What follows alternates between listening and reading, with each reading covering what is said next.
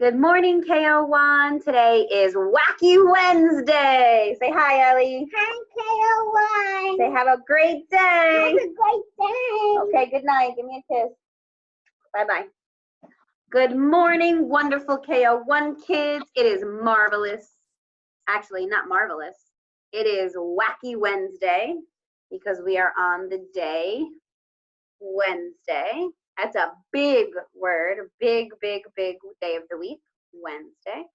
And we are in the month still of April. Remember that umbrella because a lot of rainstorms in April. And we are still in the year 2020. And we, of course, are on Wednesday, April 15th. And on Wednesday, April 15th, we have to figure out what the pattern piece is. So take a look at the calendar behind me. Yesterday was a scale that you use at the grocery store to measure the weight, to test the weight of your fruits and vegetables. So looking at the scale, let's see. We have a ruler for the start of the month. Then we have a balance beam, measuring spoons, a temperature scale. Then we have ruler, balance beam, measuring cup, temperature, ruler, scale, measuring cup or measuring cup. Then we have another temperature gauge to tell us what the temperature is. And then Monday we had another ruler. Then yesterday we had another scale. So it looks like what comes after a measuring scale? After a measuring scale, Mr. Ewan just pointed to one. He pointed to the measuring cup. So he thinks it's going to be a measuring cup for today. I think it's going to be a measuring bowl for today. And I don't know. Ellie, come here. Oh, okay, never mind. She can't come. She can't come help us. So I think it's going to be a measuring bowl. Mr. Ewan thinks it's going to be a measuring cup. So let's see. Let's see what we're going to reveal for today. I don't know. I don't know what it could be. Wait, we have to take a guess. Take a guess. What do you think today is going to be? Come in the screen. Look at the calendar. Tell me what the pattern, what you think maybe. It is going to be Wednesday, but do you know what the pattern's going to be? What do you think? You think it's going to be a rope? Get out of here. It's not a rope. She's so silly. All right, let's reveal. You ready to reveal? Okay, come in the screen because nobody can see you. Ah, there she is. All right, reveal. Peel off the Post-its. Here she goes.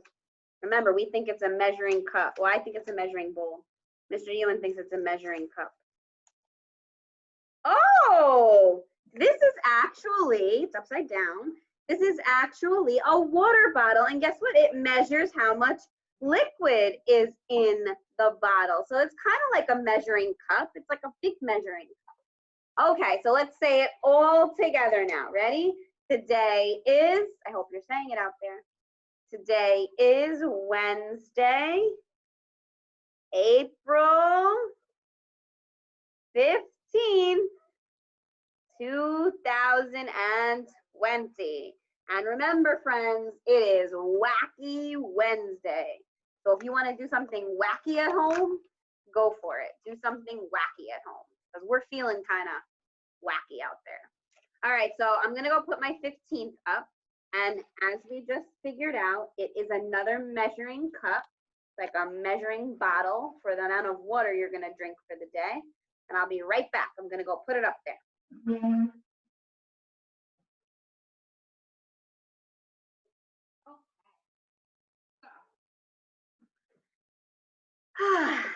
And you know what? We haven't been talking about the days that we've been in school because we would have been on spring break this week and we wouldn't be counting the days we're in school if we were on spring break. So because we have to do this whole computer learning thing, we couldn't get a spring break this time. But we're not going to count the days that we've been in school because technically we shouldn't have been in school. But it is what it is. I will give you the weather report for the day. It's quite early in the morning. So I'm going to check out my weather app. It's really dark behind me. So I'm gonna check out. Tomorrow is supposed to be sunny and cloudy, partly sunny and cloudy for Wacky Wednesday. And it is supposed to be around 50 degrees. So kind of like today, maybe a little bit cooler, but kind of like today. Okay, so Wacky Wednesday, April 15th, would have been tax day, but it's not. And today is going to be a partly sunny, partly cloudy day in the 50s, okay? And yep, and there's our calendar. We had a measuring bottle today, or a measuring water bottle. All right, so here we go. Today, I'm gonna actually read a book to you that has to do with resilience. Can you say that word for me? Everybody out there say resilience, resilience. And I want you to think about, remember we talked about that a couple times ago, and resilience is when you overcome something hard. Like if you, something happens to you and you kind of get knocked down from it, or if something is really hard for you or something hard for your family and you overcome it, that means that you're being resilient, okay? So we have to bounce back from things that are bad, right? So my friend that I'm going to read to you about today, he actually had some people make fun of him. And people made fun of him because, or animals made fun of him because he couldn't do what they were doing. But you know what? He didn't mope about it. He didn't get sad about it. He overcame it. He bounced back from feeling kind of down. Just like, I want you guys to think about that. Think about a time where you felt that you were like not good at anything, or you felt that you couldn't do something. I want you to think about how you were resilient, how you bounced back and felt better, or overcame the problem or overcame the challenge, okay? So think about that while I read to you this story, okay?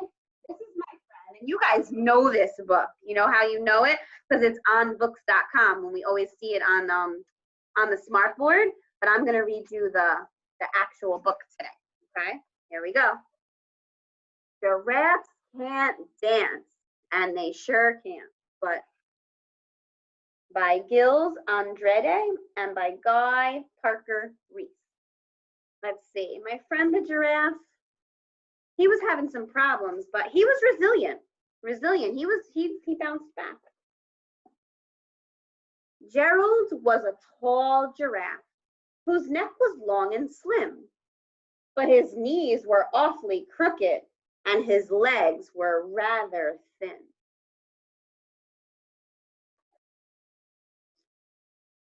He was very good at standing still and munching shoots off trees. But when he tried to turn around, he buckled at the knees and he would always fall down. Now, every year in Africa, they hold the jungle dance, where every single animal turns up to skip and prance. And this year, when the day arrived, poor Gerald felt so sad, because when it came to dancing, he was really, really bad. The warthogs started waltzing, and the rhinos rock and rolled. The lions danced a tango that was elegant and bold. The chimps all did a cha-cha with a very Latin feel. And 8 baboons then teamed up for a splendid Scottish reel. All these animals dancing away. Gerald swallowed bravely as he walked toward the floor, but the lions saw him coming and they soon began to roar. Hey, look at clumsy Gerald, the animals all sneered. Giraffes can't dance, you silly fool. Oh, Gerald, you're so weird. Gerald simply froze up. He was rooted to the spot. They're right, he thought. I'm useless. Oh, I feel like such a clot. So he crept off from the dance floor and he started walking home. He'd never felt so sad before, so sad and so alone. So right now, my friends, he's feeling kind of down. He's feeling that he can't do this. Then he found a clearing and he looked up at the sky. The moon can be so beautiful, he whispered with a sigh. Excuse me, coughed a cricket who'd seen Gerald earlier on. But sometimes when you're different, you just need a different song. Listen to the swaying grass and listen to the trees. To me, the sweetest music is those branches in the breeze. So imagine that the lovely moon is playing just for you. Everything makes music if you really want it to. With that, the cricket smiled and picked up his violin. Then Gerald felt his body do the most amazing thing. His hooves had started shuffling, making circles on the ground. His neck was gently swaying, and his tail was swirling around. Hey, look at Gerald go. He threw his arms out sideways, and he swung them everywhere. Then he did a backward somersault and leapt up into the air. Gerald felt so wonderful. His mouth was open wide.